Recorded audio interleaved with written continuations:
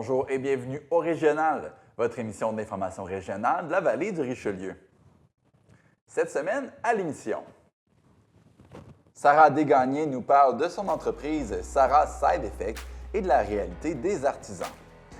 Notre journaliste Marie-Ève Brisebois couvre la conférence de la Route bleue qui propose des parcours nautiques sur la rivière du Richelieu. Sylvie Leduc, DG de la Fondation Triomphe, et leur journée Adrénaline pour contrer le décrochage scolaire et encourager la persévérance scolaire. Mélanie Villeneuve, mairesse d'Audubon Park, fait le point sur la politique de traitement des demandes d'intervention en sécurité routière et mobilité active. Finalement, l'entrevue avec Michel Bordelot, artiste de musique traditionnelle au Festival Chandevielle. Je m'appelle Marc-Antoine Hervé et bienvenue à cet épisode du Régional.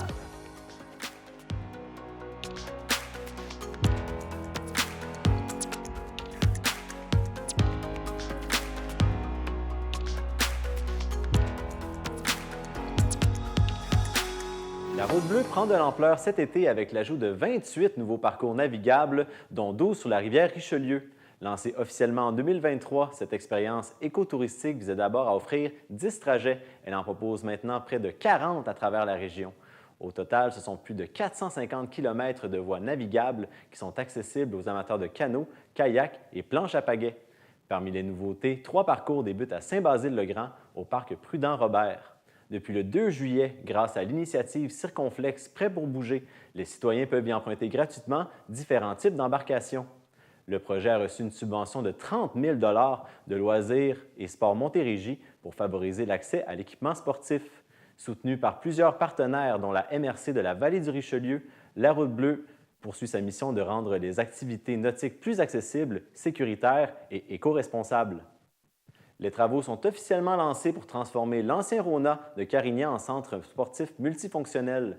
Situé au 2395 chemin de Chambly, le chantier est mené par Construction Richelieu dans le cadre d'un contrat de près de 4,5 millions de dollars. À terme, 9 plateaux sportifs seront mis à la disposition des citoyens de Chambly et Carignan. Le projet est financé conjointement par les deux villes en vertu d'une entente intermunicipale conclue en 2023.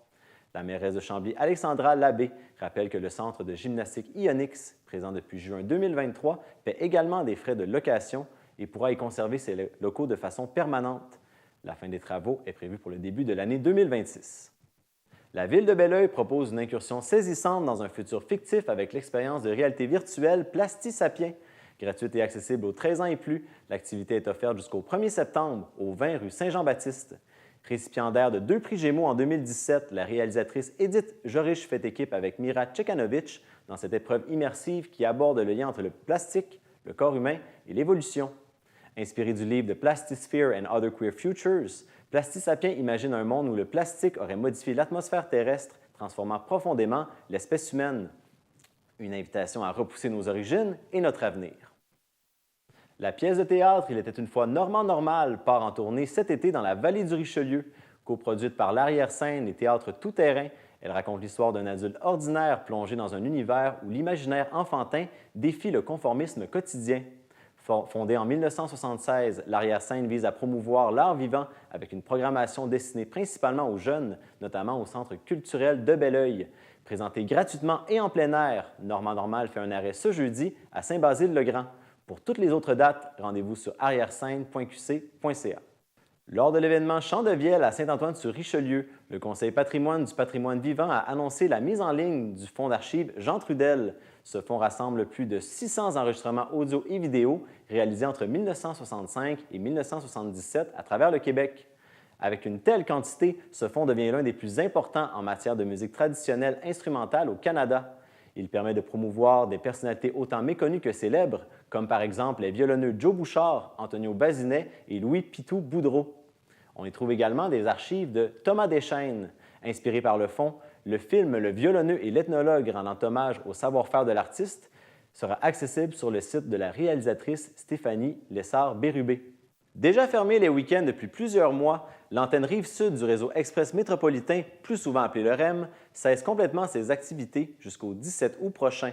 Cet arrêt servira à la préparation pour l'arrivée de 2 nouvelles antennes à l'automne. On encourage les gens à explorer des alternatives comme le covoiturage et, si possible, le télétravail. Des autobus seront offerts, mais il en faudra énormément pour livrer la marchandise. En effet, au dire du directeur de la gestion de l'exploitation des équipements de l'ARTM, Philippe Dubé, il faudrait 10 autobus en heure de pointe pour compenser le départ d'un seul train du REM. Dans le but de soutenir ses usagers lors de cette période de complications, le réseau de transport EXO du secteur Vallée du Richelieu a remanié certains de ses services. La ligne 681, habituellement retirée en été, maintiendra tous ses voyages entre Chambly et le terminus Longueuil. Combinées ensemble, les lignes 481 et 482 espèrent réduire l'attente entre les passages en heure de pointe pour le trajet entre Chambly et le terminus Brossard. D'autres alternatives touchant à des villes de la Vallée du Richelieu, comme le train EXO 13 de Mont-Saint-Hilaire et la ligne 520 de Belleuil, sont disponibles. On invite les citoyens à consulter exo.québec pour plus d'informations. Ici Jean-Philippe Gilbert et c'était vos manchettes pour le régional.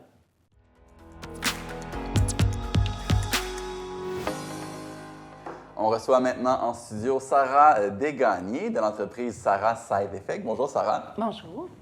On est à une époque où on encourage beaucoup l'achat local. Hein?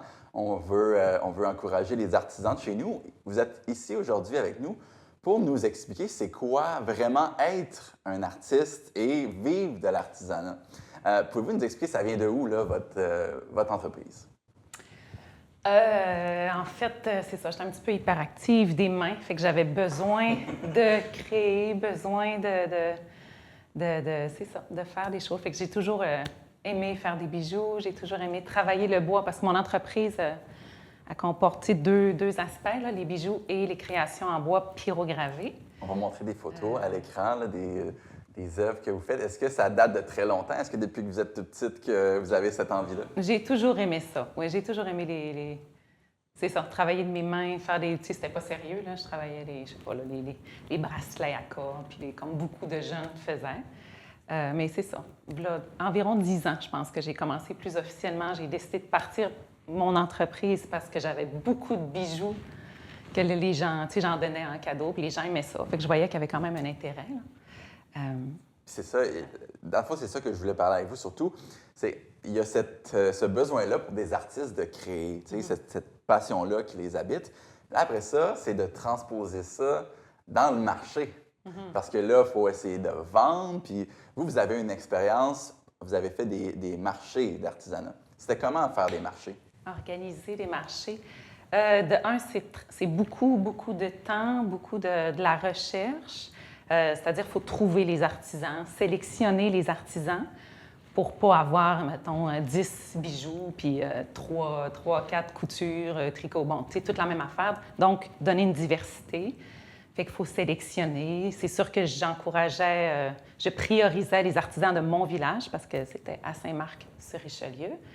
Fait que c'est ça, c'était beaucoup de temps en sélection, beaucoup Puis les résultats, ça ressemblait à quoi?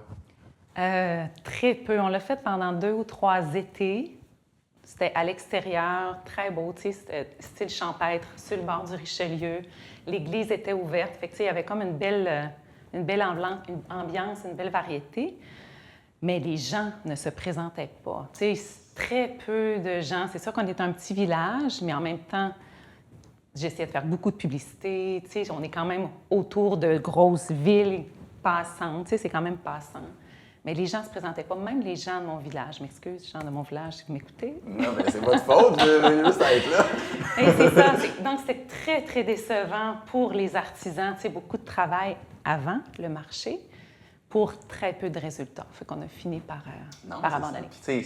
C'est comme la bonne parole, hein? Personne n'est contre la vertu. Ah oui, on veut encourager l'achat local, oui, mais une fois que là, les tables sont montées puis que les artisans sont là... Ils sont présents et prêts à accueillir. C'est ça. Puis là, pas faire un cours d'économie, mais quand on a des coûts, là, ça nous prend des revenus, puis là, ça dépend des marges de profit. C'était quoi l'ambiance des artisans là, quand on voyait qu'il n'y avait pas le succès escompté? C'est très dur. C'est très dur, puis beaucoup de remises en question, je pense. Parce que là, tu dis, est-ce que c'est le produit? Tu sais, est-ce que c'est nous? Est-ce que ça vaut-tu la peine de continuer? Ça vaut-tu... Fait que l'ambiance, c'est sûr, à la fin des journées, quand il y avait peu de personnes qui seraient présentées, c'est dur sur le moral des artisans. Je pense que ça peut durer, tu sais, plusieurs jours après, plusieurs semaines. Là. Est-ce que vous pensez que l'artisanat est en essor? Est-ce qu'il y a de plus en plus d'artisans? Moi, je pense que oui. Je pense que depuis la COVID, peut-être que je me trompe, mais c'est le feeling que j'ai, beaucoup d'artisans ont popé, beaucoup de petites entreprises fait main ont popé, sont nés. Puis beaucoup de marchés aussi. D'après moi, si vous cherchez un marché pour encourager local, vous regardez un petit peu sur les réseaux, puis vous allez en trouver un pas loin de chez vous. Je suis à peu près sûre qu'il y en a toutes les fins de semaine. Parlant des réseaux, ça c'est... Est-ce que c'est obligatoire d'être sur les réseaux sociaux si on veut avoir du succès avec son entreprise d'artisanat? Moi, je pense que oui. En tout cas, personnellement, je pense que oui. Oui, ça fait partie intégrante de la réalité d'un artisan. Si tu veux grossir, si tu veux te faire connaître les produits que tu fais, que tu offres, pas le choix. Ça, je pense que tu n'as pas le choix de passer par les réseaux. Puis lorsqu'on est sur les réseaux sociaux, est-ce que les gens veulent voir les produits ou ils veulent voir la personne qui fait les produits? C'est une très bonne question. C'est une très bonne question parce que moi, quand je poste, tu sais, je fais des bijoux, je fais des créations en bois. Fait que si je poste seulement la création, tu sais, je prends beaucoup de temps pour faire une belle photo qui a l'air professionnelle, je vais avoir un certain nombre de vues. Puis si je me prends en photo avec le bijou, c'est ça. Ça pète. Fait que je sais pas si les gens sont intéressés à voir le bijou ou à voir le monde, oui, parce qu'ils veulent voir le résultat sur la personne. C'est ça. C'est une très bonne question. La curiosité des gens. Puis est-ce qu'en faisant ça, ça dévie pas de ce qu'on voulait faire? Je m'explique. Si on part avec la passion de travailler le bois, puis de travailler de ses mains, puis là, au final, si notre notion du succès, c'est comme de réussir à l'en vendre, mais qu'on se rend compte que sur les réseaux sociaux, on a plus de succès quand on se montre soi-même avec les bijoux. Est-ce que là, on ne devient pas plus une personnalité qu'un artiste? Oui, c'est très dur de concilier les deux parce que justement, tu sais, comme vous dites, moi, je suis passionnée de ce que je fais, j'aime ce que je fais, puis j'ai juste envie de faire ça. Tu sais, j'ai pas envie de passer des heures à investir dans les réseaux pour faire de la publicité. Ça en fait partie, mais tu sais, c'est un tout autre domaine que pas tous les artisans, moi inclus, ont le talent et l'intérêt, le temps. Fait que, oui, je sais pas si vous aviez des conseils à donner là, à des artistes qui eux aussi ont une passion, ce serait quoi? Un conseil? Très bonne question. Ne perdez pas de vue le pourquoi vous le faites. Oui, tu sais, justement, de tomber dans les réseaux, puis dans le paraître, puis dans le superficiel, puis même si ça en fait partie, tu sais, à la base, si vous êtes passionné par ce que vous faites, si c'est ça qui vous anime, c'est ça. Moi, je pense qu'il ne faut pas laisser. C'est comme vous travaillez le bois, tu sais. Le bois, c'est un peu spécial, tu sais, c'est unique, c'est chaleureux dans un environnement où on aime quand les murs sont blancs, quand c'est un peu plus froid, tu sais, ça représente quoi de justement avoir ce travail-là ou ce matériel de bois-là? Je sais pas. Je pense que ça fait partie de celle que je suis. J'aime le naturel. J'aime ce qui est brut. Tu sais, j'ai toujours aimé le bois. Il me semble que c'est noble. Tu sais, c'est simple. C'est pas... c'est apaisant un peu. C'est apaisant. Oui. Puis justement, tu sais, ça fait un clash avec toute la froid. Tu sais, le froid, le superficiel. Je sais pas, là. Tu sais, je pense que ça a un aspect... Alors, on invite tous les gens à la maison à aller sur la page Facebook Sarah Side Effect. Sarah Desgagnés, merci beaucoup d'avoir été là, d'avoir donné vraiment une version réaliste de la vie de l'artisanat. Je souhaite du succès dans vos affaires, mais surtout de ne pas perdre votre passion là, qui vous habite et qui vous rend aussi intéressante. Merci.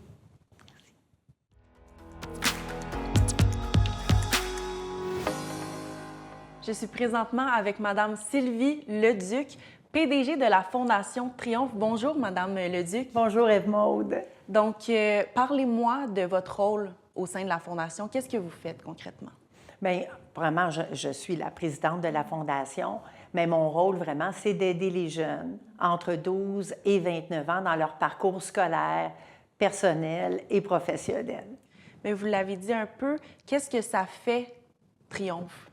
Triomphe, en fait, on a deux pattes. On a une patte avec un programme qui s'appelle Piloter votre succès, qui travaille directement avec les écoles les plus démunies de la grande région de Montréal au niveau du décrochage scolaire. Et notre deuxième patte, on agit au niveau de l'itinérance jeunesse avec de grands organismes de la région de Montréal. Aujourd'hui, on va être là pour parler du palier plus scolaire de votre fondation. Qu'est-ce que ça fait, ce côté-là, le côté scolaire? Comment vous les aidez concrètement, les enfants, dans les écoles? J'aime beaucoup ta question. Premièrement, on passe on travaille directement avec la direction des écoles les plus démunies du Grand Montréal et leur corps professoral. Donc, au début de chaque année, on leur demande de faire, pas un plan d'affaires, mais un plan de décrochage scolaire. Quelles sont les ressources, les outils qu'ils ont besoin pour garder les jeunes sur les bancs d'école Dans le fond, au long? C'est un plan qui dit « Voici ce qui ne fonctionne pas présentement dans nos écoles ». C'est un peu ça, là. Exactement, Ouais. et pour lequel ils n'ont jamais de financement.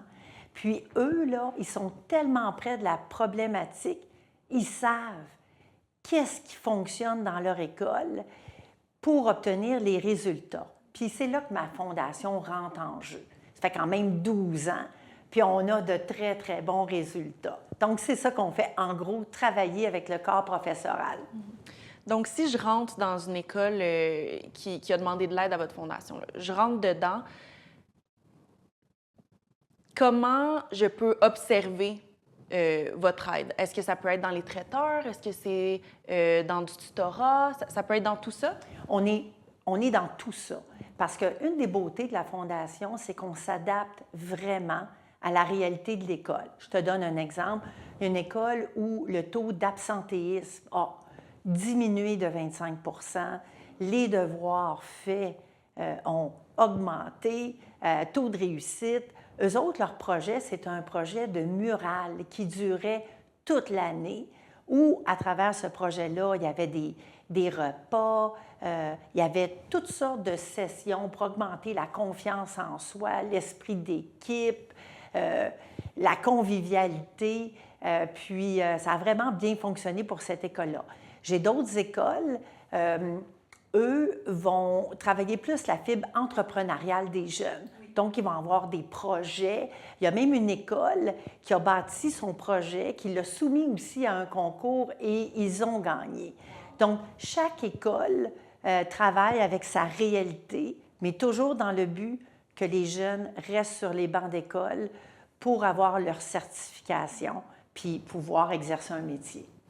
Comment vous évaluez qu'une école a besoin de votre aide? C'est quoi le barème d'évaluation? En fait, il y a 2 critères. Nous, parce que nos ressources sont quand même limitées, on travaille avec les écoles les plus démunies du Grand Montréal, donc qui ont un indice de pauvreté, ce qu'on appelle 8, 9, 10 étant l'indice le plus élevé. L'autre critère, c'est que les écoles avec qui on travaille, il faut qu'elles offrent les programmes FMS, formation métiers spécialisés, FTP, formation préparatoire au travail, Prédep et DEP, diplôme d'études professionnelles. Parce que les jeunes, les 2600 jeunes en moyenne avec lesquels on travaille durant l'année, ne termineront pas leur secondaire. Ce sont des jeunes qui ont des difficultés à l'école. 70 % d'entre eux, des soucis socio-économiques. Et on travaille très, très fort via le corps professoral à ce qu'ils demeurent sur les bancs d'école, aillent chercher une certification pour qu'ils aient une belle vie, finalement. C'est quoi des vrais décrocheurs, là, des gens qui vraiment... Quand on pense à décrocheur, on pense à quelqu'un qui, du jour au lendemain, s'en va pas à l'école, mais c'est beaucoup plus sournois que ça, là. Ça commence avec des signes. Vous, votre fondation, ça aide un petit peu à trouver ces signes-là puis à rediriger les élèves? Absolument.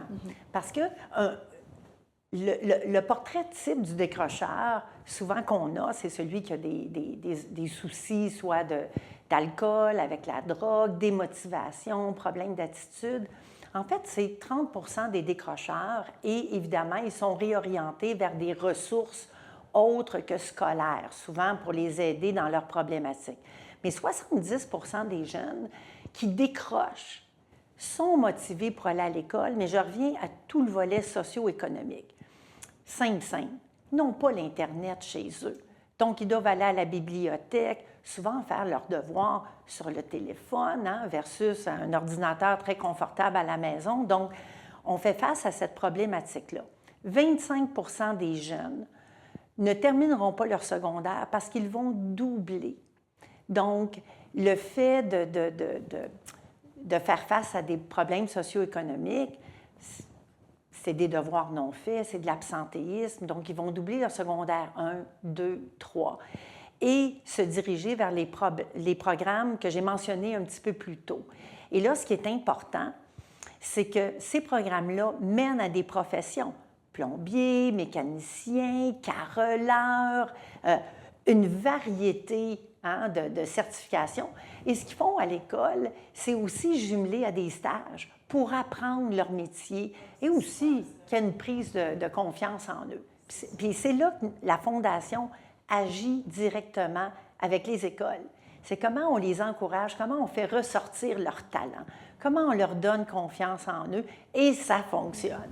Mais absolument. Puis de ce que j'entends, c'est que vous êtes aussi dans le trouver le talent de ces enfants-là pour qu'ils voient une valorisation à ça, aller à l'école. Absolument, parce qu'on a tous des talents, puis souvent, ils ne sont même pas cachés. Ils sont là. Mais l'adolescence, là, avoir confiance en nous, des fois, on a besoin d'un petit coup de pouce. C'est là qu'on intervient. Récemment, vous avez eu plusieurs événements pour les jeunes, je pense 6, si je ne me trompe pas. Parlez-moi de ça. Oui, ce sont nos journées adrénaline. Parce qu'en plus du programme où 2600 jeunes participent, à la fin de l'année, on amène 658 jeunes dans nos journées adrénaline. Au camp, à la ronde, CF Montréal, mais on a vraiment 2 activités signature qui sont en collaboration avec Pratt & Whitney et les hommes et femmes d'affaires de la grande région de Montréal. C'est quoi ces 2 événements-là, signature? Bon, le premier, formidable, collaborateur, la compagnie Pratt & Whitney nous offre la possibilité de faire un vol privé avec des jeunes dans un avion. C'est formidable. Un événement VIP, là, vraiment là. Un événement VIP, mais qui est jumelé aussi avec la visite de leur usine, rencontre avec des mécaniciens, tous les corps de métier, justement pour stimuler les jeunes, puis leur montrer... Il y a un volet apprentissage quand même. Tout le volet apprentissage est là et ça se termine par un vol privé avec une équipe charmante en place.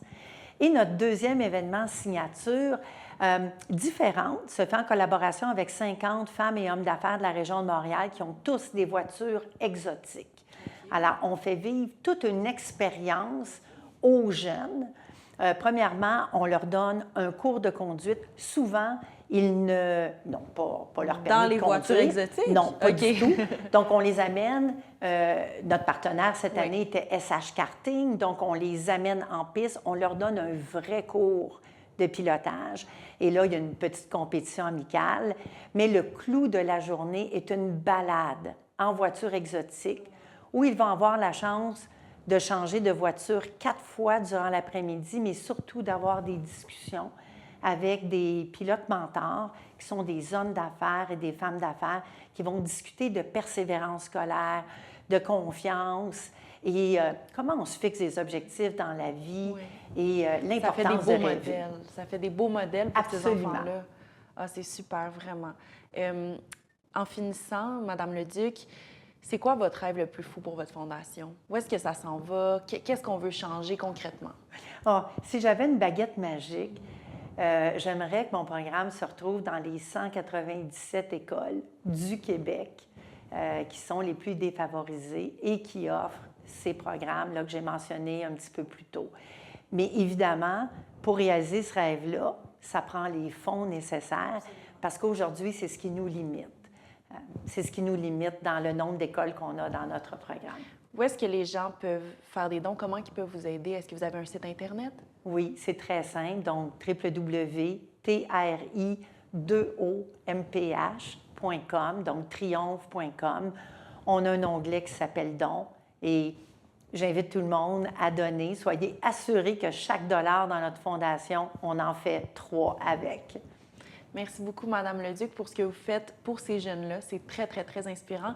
Et j'invite tout le monde à la maison d'aller faire un petit don pour la Fondation. C'est super important.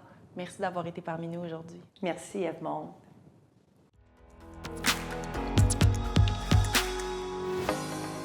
Monsieur Dubreuil, vous êtes le maire suppléant de Belleuil aujourd'hui. Vous représentez la mairesse, Mme Nadine Viault. Tout d'abord, qu'est-ce qui vous a amené aujourd'hui à la conférence de presse sur la route bleue? Alors, je tenais à remercier la MRC. On est très heureux de s'associer à elle dans le cadre de l'implémentation de la route bleue, une initiative régionale qui vise à favoriser les activités nautiques et la mise en valeur des milieux riverains. Le tracé de la route bleue va passer par Belleuil. Alors, elle va permettre d'offrir à nos citoyens et aux visiteurs l'occasion de naviguer entre notre ville et les municipalités avoisinantes. En collaboration avec le club de canotage d'Otterburn Park, un service de location de kayak va être offert durant la saison estivale pour ceux et celles qui veulent et qui souhaitent découvrir ce parcours. Alors, à ne pas manquer, le 17 août prochain, l'événement d'une rive à l'autre qui marquera un moment fort de la saison avec la grande traversée entre Belleuil et Mont-Saint-Hilaire. Vous aurez accès aux activités de la piscine en eau vive ainsi que la location des kayaks qui sera offerte gratuitement pour l'occasion. Oui, parce qu'en fait, vous mentionnez la piscine en eau vive. C'est une très belle réussite. Vous parlez du moment fort pour la traversée de la rivière, mais à tous les jours, la piscine en eau vive fait vivre des moments forts aux citoyens. Vous avez d'ailleurs gagné 2 récompenses pour cette piscine en eau vive, la ville de Belleuil. Oui, alors vous parlez certainement des deux derniers trophées qu'on a gagnés à l'UMQ. Donc, c'est le prix Coup de cœur. Plus de 1800 acolytes, le maire, mairesse de ville au Québec qui ont voté pour notre projet. Donc, on est très, très fiers. Puis, je tiens à féliciter encore toutes les personnes qui ont participé à ce projet, notamment les employés municipaux de la ville de Belleuil. Alors, on est très fiers, puis on invite les citoyens à venir se baigner dans la rivière Richelieu. On a une belle eau propre, une super vue. On a la plus belle vue, en fait, à Belleuil sur le Mont-Saint-Hilaire. Alors, venez vous baigner. En terminant, la route bleue qui est annoncée aujourd'hui, croyez-vous que ça va vous apporter de nombreux touristes ou des gens qui connaissaient peut-être moins Belleuil? Tout à fait. L'initiative d'une rive à l'autre de Mont-Saint-Hilaire et de Belleuil qui permet la traversée de la rivière, c'est un projet qui est né comme ça d'une idée, puis ça va vraiment fédérer l'activité de la route bleue avec la descente de la rivière Richelieu, des nageurs olympiques. On a des gens qui sont venus dans la piscine olympique, dans la piscine en eau vive de Belleuil, qui font de la traversée olympique, qui font des marathons. Alors, c'est le genre de personnes qu'on veut voir dans la rivière pour valoriser l'accès à l'eau, puis amener un petit peu de challenge. Alors, on nage, après ça, on court, on fait du vélo. Là. C'est le but, c'est que tout le monde soit actif dans la rivière. Alors, c'est une belle réussite, la piscine en eau vive, et en collaboration avec la route bleue, ça va vous permettre de garder la piscine en eau vive vivante encore plus longtemps. Merci beaucoup d'avoir répondu à mes questions aujourd'hui. Merci à vous. Madame Marilyn Nadeau, vous êtes la préfète de la MRC de la Vallée du Richelieu. Aujourd'hui, vous êtes pour la conférence de presse pour la route bleue. C'est en lien directement avec la MRC. Vous aviez déjà préparé le terrain pour protéger cette belle rivière-là. En quoi ça consiste, cette préparation? En fait, en septembre 2023, mes collègues et moi avons adopté la déclaration d'engagement pour notre belle rivière Richelieu. Et qu'est-ce que cette déclaration-là contient, en fait? C'est qu'on veut donner un accès à notre rivière. On veut se l'approprier. On veut voir à ce que cette eau-là soit encore plus propre, plus belle, qu'elle soit dans un environnement plus sain. Donc, on parle aussi de nos berges qui longent notre Richelieu. Donc, c'est vraiment cette forme d'engagement que les élus voulaient pour notre belle rivière. Donc, la route bleue permet une zone navigable très intéressante, mais il y a aussi un niveau sécuritaire qui vient avec tout ça. J'imagine que pour la MRC, c'est important d'avoir le volet sécurité nautique aussi en encourageant la protection de la rivière. Oui, exactement. On a vu que nos 4 municipalités du Nord, dont Saint-Charles, Saint-Marc, Saint-Denis, Saint-Antoine, sur Richelieu, eux ont adopté une façon bien à eux là, pour abaisser la vitesse sur notre Richelieu. Donc, c'est une mesure de plus là, pour notre sécurité, ainsi qu'évidemment là, toutes les flottes qui sont aux abords pour indiquer de rouler plus lentement. C'est une forme de protection. Et pour la route bleue, au niveau de la MRC de la Vallée du Richelieu, il y aura combien de parcours exactement? Parce qu'il est question de 26 parcours au total, mais ils sont quand même répartis dans différentes municipalités. Oui, exactement. Mais imaginez-vous donc, dans notre belle vallée du Richelieu, nous avons 12 parcours. Donc, on voit vraiment que toutes nos municipalités, les 11 qui longent notre Richelieu, ont décidé de bien s'ancrer dans la route bleue pour offrir ce parcours-là pour qu'ils viennent découvrir notre belle région. Et sous peu, sur votre site Internet, vous allez avoir des informations aussi à ce sujet-là. Exactement, c'est sur Tourisme Vallée du Richelieu. Venez voir notre site et vous allez pouvoir justement explorer tout ce que nous avons ici à découvrir. Et merci. À redécouvrir. Ouais. Merci beaucoup, Mme Nadeau. Merci. Bonjour, Annick Bribausia de Loisirs et Sports Montérégie. Je m'occupe principalement du développement régional du plein air pour la région de la Montérégie. Vous êtes ici pour la Route bleue aujourd'hui. Quelle est l'application de Loisirs et Sports Montérégie? Vous avez beaucoup travaillé pour cette annonce-là aujourd'hui. Oui, tout à fait. Ça fait 3 ans que nous travaillons avec nos partenaires. C'est vraiment un travail de concertation énorme et on est heureux aujourd'hui d'annoncer que nous avons un total de 55 parcours pagayables qui va être disponible à toute la population et pour un total de 470 km de parcours pagayables sécuritaires qui a été caractérisé d'un côté environnemental aussi. Donc, c'est un grand travail pour la population d'aujourd'hui. Ça a pris 3 ans quand même à se rendre jusque-là aujourd'hui, mais c'est parce que vous avez vraiment mis la totale pour ce qui est non seulement du nombre de parcours, mais aussi des activités qui sont offertes en lien avec ces parcours-là. Pouvez-vous nous en dire un peu plus? Effectivement, en plus, on a ajouté différents volets. Le premier volet est le côté promotionnel. Il y a un site Internet disponible à toute la population qui se nomme plaisirpleinair.ca qui regroupe tous les événements plein air en Montérégie. Donc, les personnes qui souhaitent connaître les activités qui sont disponibles, par exemple, la fin de semaine prochaine, peut consulter plaisirpleinair.ca et trouver l'activité de plein air qui a lieu près de chez lui ou un peu plus loin s'ils ont envie de visiter et de faire l'excursion. Il y a aussi des activités qui permettent aux gens qui s'y connaissent un peu moins d'être accompagnés par des guides. Donc, ces activités-là, comment qu'on peut imaginer un peu comment ça se passe? Oui, exactement. Il y a différentes activités à travers les parcours Route bleue qui vont être développés, qui vont être offerts à la population. Parfois, c'est un événement, par exemple, un tour guidé avec un biologiste dans les marais ou dans les endroits où, bien sûr, on a le droit d'y aller. Ensuite, il peut y avoir des activités d'initiation à la planche à pagaie. Bref, différentes formes d'activités qui sont offertes à la population et qui sont développées localement par le promoteur, qui sont souvent des municipalités, qui offrent ces événements-là à même leur programme de loisirs. Et vous avez la chance aussi d'avoir un volet pour la sécurité nautique. Donc, il y aura une escouade. Qu'est-ce que c'est cette escouade-là pour l'été 2025? Ah oui, ça, on est très fiers. C'est une autre nouveauté, un autre angle de la Route bleue. C'est d'encadrer la pratique le plus sécuritairement possible. Ce qu'on se rend compte en Montérégie, c'est que la majorité des personnes sont néophytes. Ils vont acheter une planche à pagaie chez Costco, par exemple, ou ne pas nommer les entreprises. Donc, ils vont acheter des planches à pagaie dans les magasins ou un kayak gonflable, puis par la suite se retrouvent rapidement sur nos cours d'eau. L'important, c'était de leur montrer où aller, qui va être sécuritairement pour leur niveau. Par exemple, le niveau débutant sont tous identifiés. Donc, ça leur permet d'être au bon endroit, au bon moment, avec la bonne embarcation pour encadrer la pratique sécuritaire. Et cette escouade-là va sillonner tous ces parcours Route bleue-là pour aller à la rencontre des gens, eux-mêmes en pagaie, et donner des informations sur la sécurité, sur l'environnement et bien sûr sur les attraits touristiques qu'il pourrait y avoir alentour. Un patrouilleur, comme on peut voir en vélo, mais cette fois-ci sur l'eau. Il va y avoir 3 escouades, des couples de 2 personnes par plan d'eau qui vont se promener sur le fleuve Saint-Laurent, la rivière Richelieu, la rivière Châteauguay.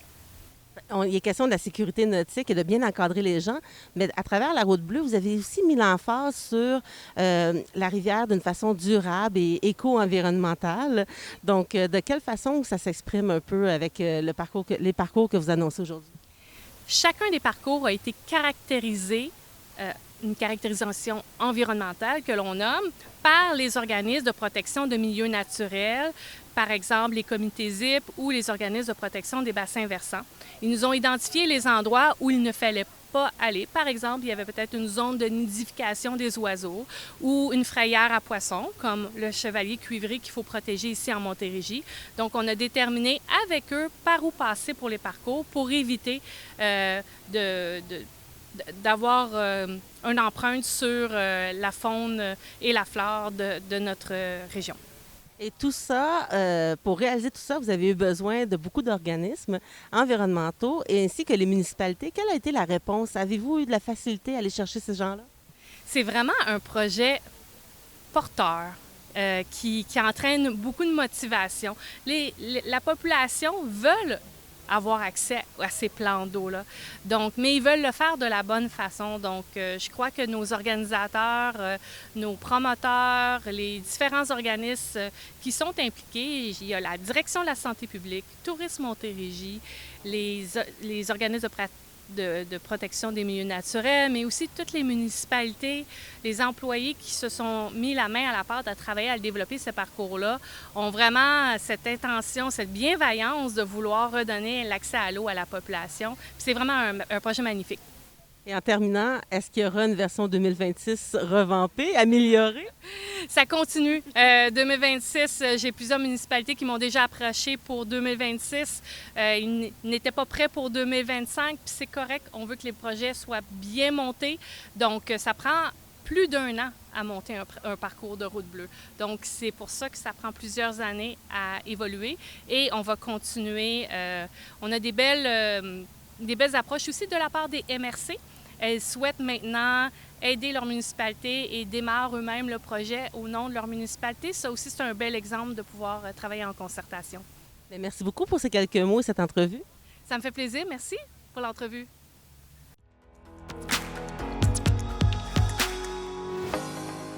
On reçoit maintenant en studio Mélanie Villeneuve, qui est mairesse d'Otterburn Park. Bonjour Mélanie. Bonjour. Merci d'être avec nous pendant l'été. On sait que les gens sont en vacances, mais vous continuez à travailler. C'est le temps même de faire les analyses sur la sécurité routière. Oui, en effet. Sur le territoire, quand on fait des analyses sur la sécurité routière, on ne le fait pas en hiver parce que les autos ils roulent plus lentement. Fait que, ouais, c'est à ce temps-ci de l'année là, qu'on voit des fois des petits équipements qui sont subtils pour analyser la vitesse là, à travers la ville. En fait, la particularité, c'est que vous proposez à la Ville d'Otterburn Park une nouvelle méthode pour que les citoyens puissent notifier les endroits où ils peuvent se sentir moins en sécurité. Comment ça fonctionne, le nouveau processus? Oui, bien, on vient de sortir une politique pour traiter les demandes citoyennes en termes de sécurité routière puis de mobilité active. Par exemple, si un citoyen trouve que dans sa rue, il y a beaucoup d'automobiles qui roulent vite. Comment se passe la mécanique là, pour faire appel à la Ville là, pour qu'ils viennent intervenir. La politique là, vient dire c'est quoi les responsabilités de chacun par rapport à ça, les étapes là, qui vont être franchies, puis finalement, comment on prend la décision au final. Fait que c'est une nouvelle politique là, qu'on vient de mettre en place. Puis, tu sais, au final, ça fait en sorte là, que, on a une méthode là, qui est bien régie là, pour chacun des citoyens là, qui veut faire une demande. Là. Parce que ça arrivait déjà dans le passé où les gens notifiaient, là, moi, sur ma rue, je remarque qu'il y a des voitures qui passent plus vite, mais pourquoi on avait besoin de plus de transparence dans ce processus-là? Qu'est-ce que ça apporte aux gens maintenant? Oui. Bien, effectivement, il y avait souvent des plaintes, là, par exemple, qui étaient déposées. On avait comme un certain suivi qui était fait auprès des services techniques, là, c'est-à-dire l'analyseur de vitesse, une certaine analyse, puis après ça, c'était déposé à un comité. Pas nécessairement de retour direct là, aux citoyens, à savoir comment est-ce que sa plainte elle a été traitée. Là. Donc ça, je pense que ça a été nommé comme quelque chose de super important, là, à savoir qu'est-ce qui arrive avec ma plainte, là, finalement. Parce que si on prend la décision que là, on ne fera pas de modification, là, la personne se demande est-ce qu'on a vraiment traité. Effectivement, c'est exactement ça. Fait que dans la politique, on vient régir là, c'est quoi les étapes, quand est-ce que les citoyens vont être tenus au courant là, de leur démarche. Là. OK. Donc, pour les gens qui nous écoutent, si on désire notifier un endroit problématique, comment ça fonctionne? On a un petit formulaire. Fait que c'est un formulaire qui est somme toute assez allégé, que le citoyen doit remplir là, pour faire sa demande. Suite à ça, il y a une analyse qui est faite de façon très régie avec des données par le service technique. Il va se référer justement à l'analyseur de vitesse. L'analyseur de vitesse va être posé dans la rue, à un endroit où est-ce que c'est quand même assez subtil, fait qu'on va avoir comme un portrait de la situation. C'est comme un radar caché? Exactement, c'est un radar caché. Dans le fond, ça va venir analyser la vitesse maximum qu'on rencontre, les périodes de pointe, le nombre de véhicules, le type de véhicule. Bref, on a comme un portrait assez global de qu'est-ce qui se passe dans cette rue-là. Et puis, à partir de ça, les services techniques vont faire une analyse qui va être apportée à un comité de sécurité.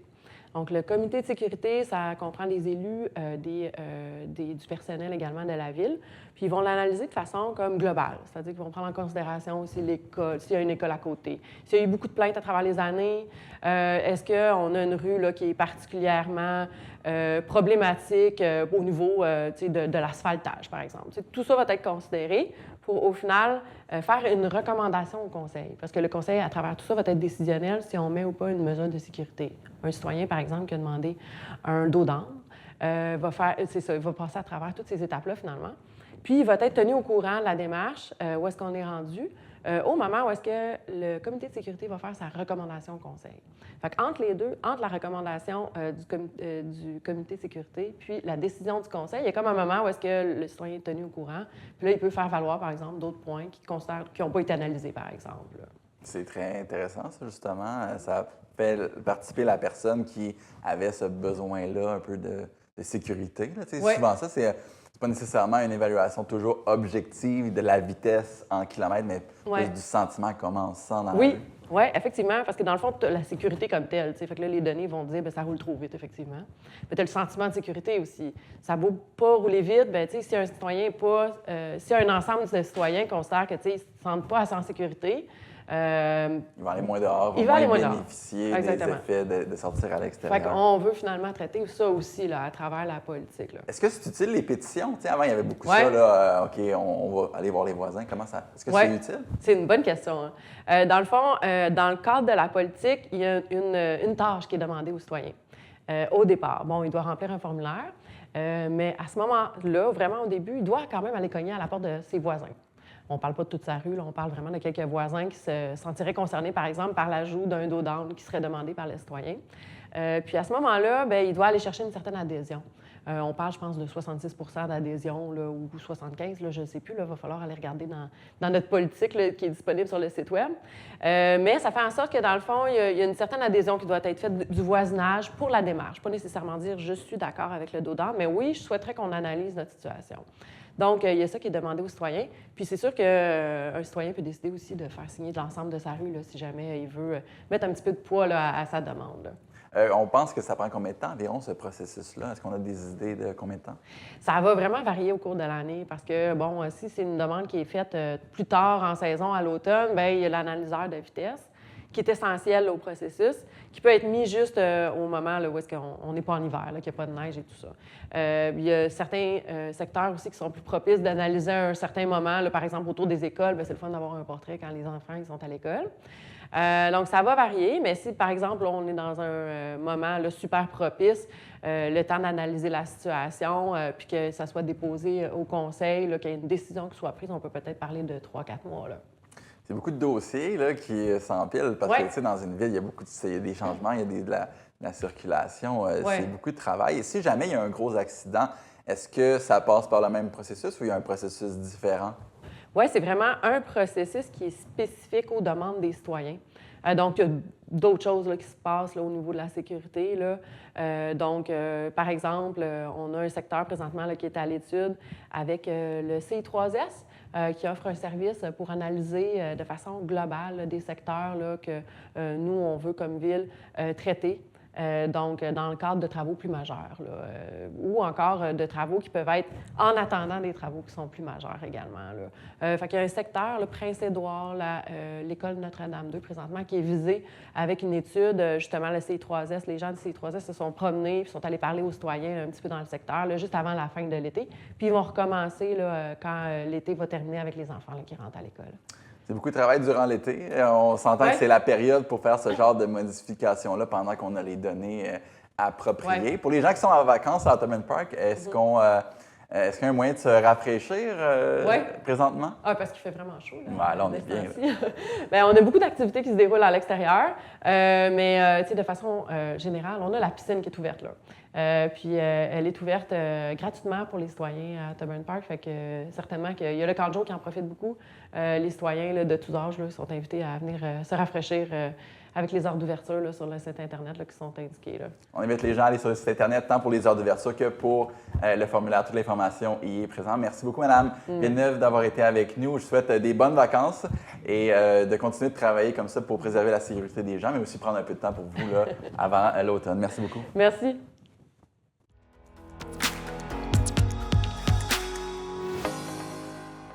C'est à Saint-Antoine-sur-Richelieu que la population est venue en grand nombre assister au festival ludique de musique trad Chant de Vielle. TVR9 était présent.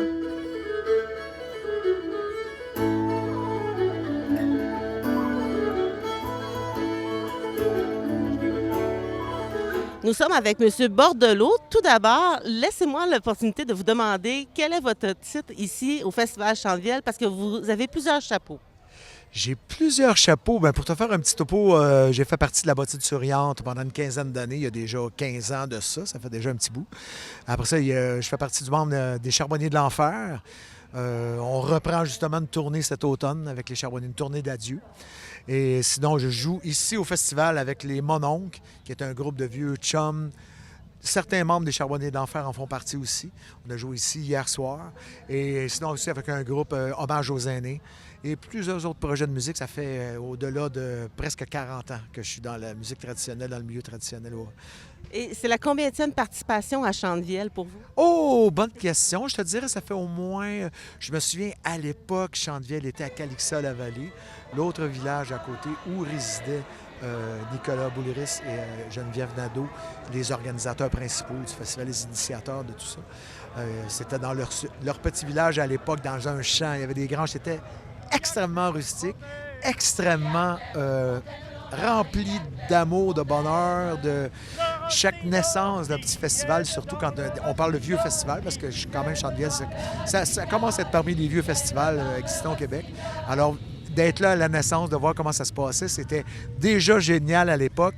Avec le temps, bien, on voit toutes les améliorations, le fait d'arriver à Saint-Antoine ici, de voir toutes les différences. On en parlait tantôt avec toi, un peu la scène principale qui a changé de place, le désir de vouloir regrouper son monde autour du centre du village qui est de toute beauté. Saint-Antoine, il faut se le dire, c'est un village vraiment chaleureux et impeccable, de beau, les vieilles maisons tout au long.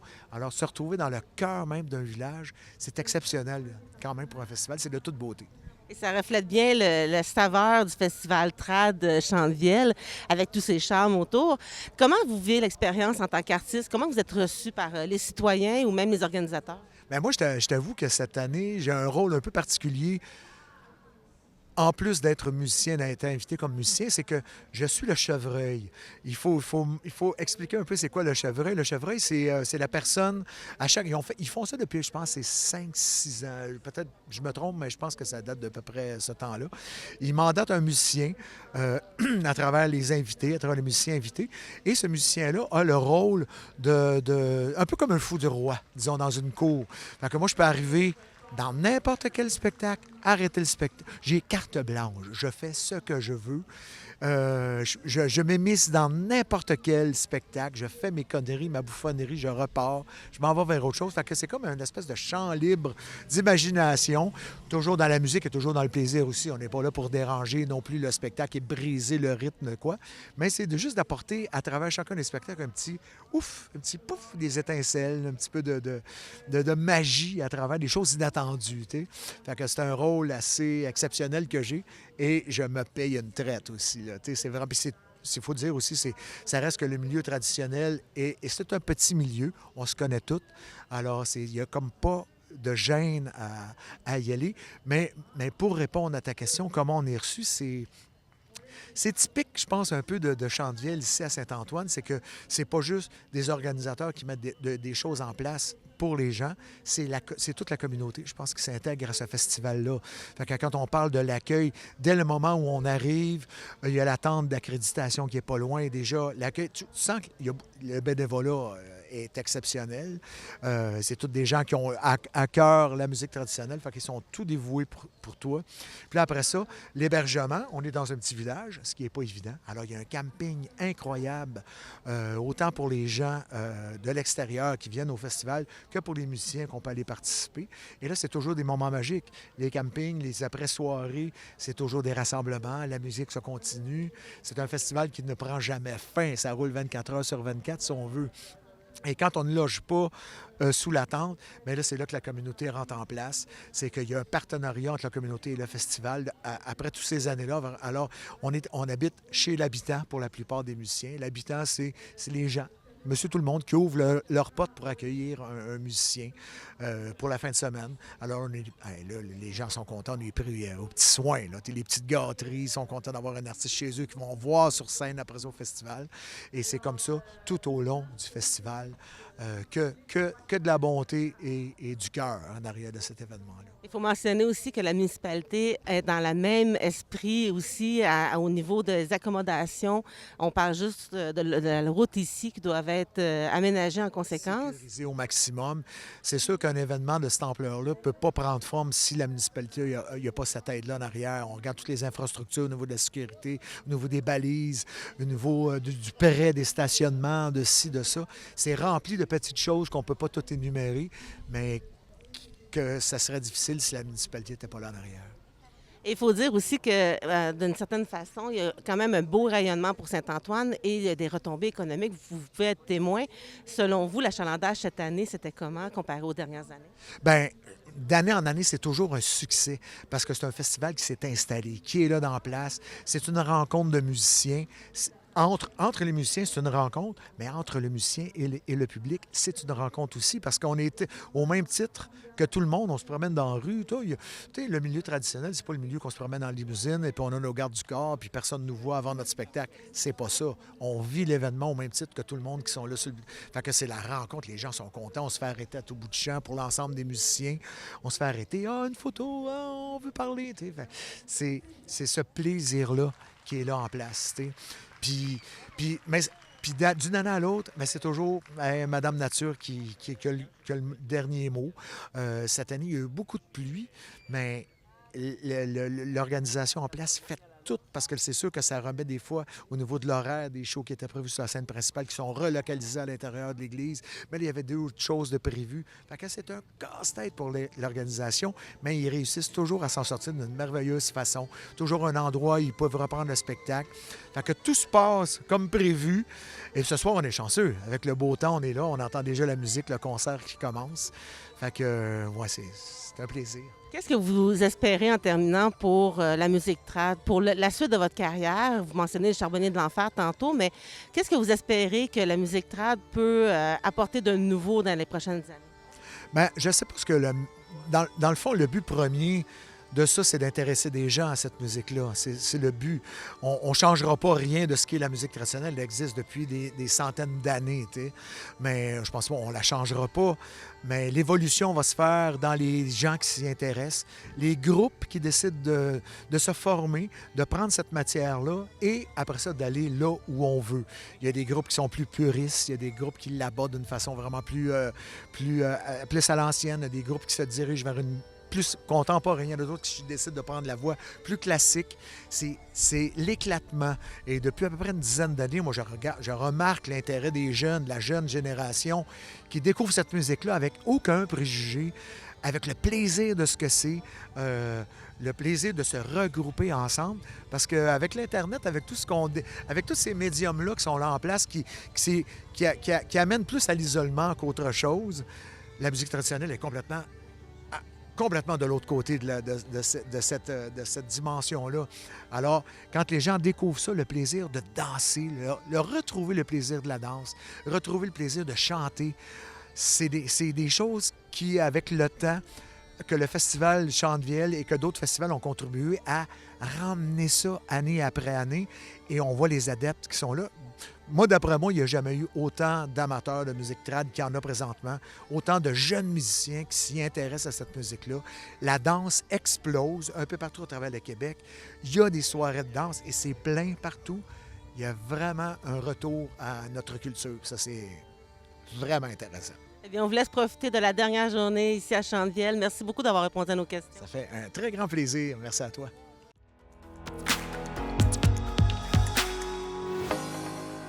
Voilà, c'est ce qui complète l'émission de cette semaine. J'espère que vous avez bien apprécié. Je vous rappelle que si vous êtes intéressé par le monde des médias, que ce soit devant ou derrière la caméra, TVR9 a besoin de vous. Contactez-nous à l'adresse info@tvr9.com pour obtenir toute l'information. Sinon, on se revoit la semaine prochaine pour un nouvel épisode du Régional.